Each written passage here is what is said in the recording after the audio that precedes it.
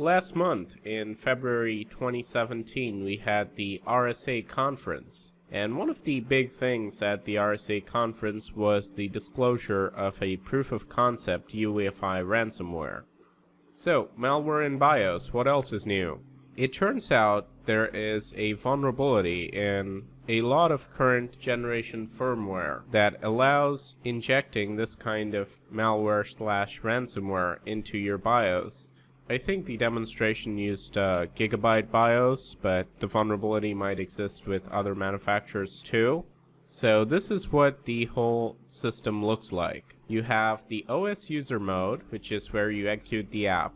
Let's say it's a malicious payload embedded in an email attachment. And then the first payload executes, launching the application into OS kernel mode, which is where the second payload is executed. And finally, it's able to get into your UEFI firmware and embed a rootkit in your system. So flashing the BIOS is something that should be very highly protected. And the reason for that is if any kind of malicious software is present in your BIOS, it just stays there.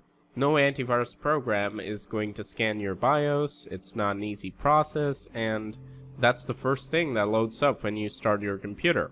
I still think that ransomware is a very odd kind of payload to execute over here, because usually BIOS malware tries to stay covert, because that's one of the biggest advantages of placing a rootkit over there.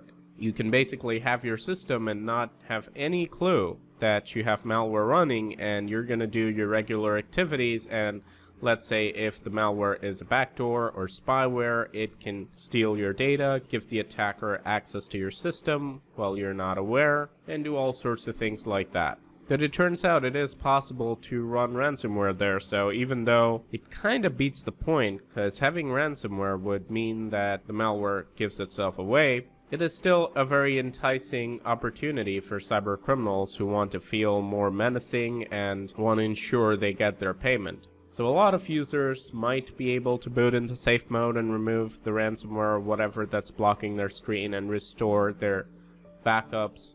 But once it gets into the BIOS, it's game over for a lot of people. Not to mention, it's going to scare off the everyday user in a way that's unprecedented, because this is something you can't fix by rebooting, installing a new OS. It's at the closest to hardware level of your system.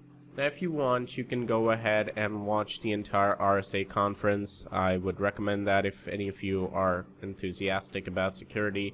You'll find a lot of good stuff here. They did talk about a lot of these points in their presentation, and as you can tell, there are a lot of manufacturers involved here. So what's your takeaway from this? What do you do to protect yourself from these kind of threats? First of all, the regular stuff still applies because they have to launch the malicious payload on your operating system while you're using it. But beyond that, you should also make sure that your BIOS is fully up to date. And I know a lot of people don't do that.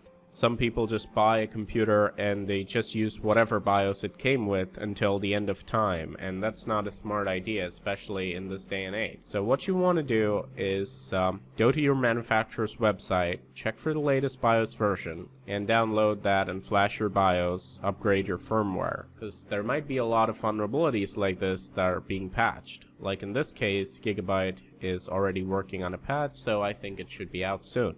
And as a little bonus, since this is a short video, here's something interesting that popped up lately too. The sanctions ransomware. So there's nothing really special about this one other than the fact that it asks for a huge Bitcoin payment, but I just thought the context was really funny. So obviously Russians don't give a rat's *** about the US, and this ransomware demonstrates that. So this is the screen you get. Beware my sanctions, and then there's this huge bear chomping down on the sanctions, holding presumably this US politician in his grasp. So, all Russians taking another shot at the US. Back to the Cold War. Anyway, I just thought the cartoon was funny, so I hope you enjoyed this video. This is Leo, thank you for watching, and as always, stay informed, stay secure.